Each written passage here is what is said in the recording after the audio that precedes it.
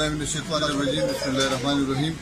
زه الحیدر کوثر سابق کونسلر ویلیج کونسل معیار د 1300 کالو نه راهیسې زموږ دا مسله ده چې د خوړ د معیارو د خوړ نه تر هسپتاله پورې او تر د منګي جوماته پورې زموږ د روډ دغه حال دی چې کندې کندې دی.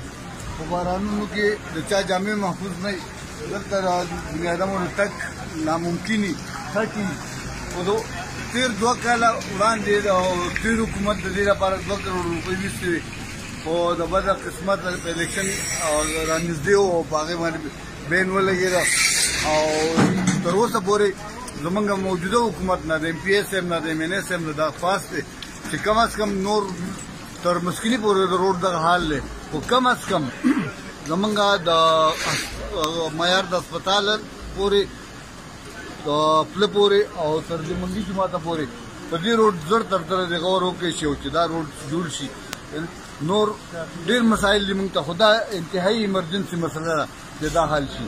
که د روډ حال والی دا چې په باران کې خټي دلته زنانه او د نارینه د مریضان په دې لاره باندې ځي.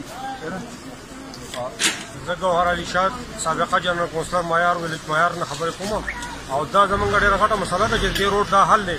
دا په څه وخت کې مخکې ما تقریبا یو 15-20 بورې سیمټ ولا راوړي وو، ما په سیمټو باندې دا عرضي غونې اساس کړی وو، خو د هغې هم څه مسله نه ده چې په تارکول د پاسه سیمټ ولېږي.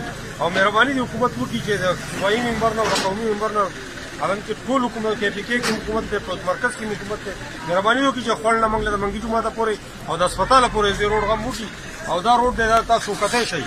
دا زموږ د روډ حل دی او دا بازار دی، مین بازار دی او دې خټو ته ګوره او دې کندو کوزو ته پکې ګوره. هغه دا یې نمونه ده او د پلن واخله تر هسپتاله پورې تر دې منګي جوماته پورې ټول دغه یو شان حل دی. دا به موږ تاسو ته وښایو، دا تاسو وګورئ دا روډ ښه دی.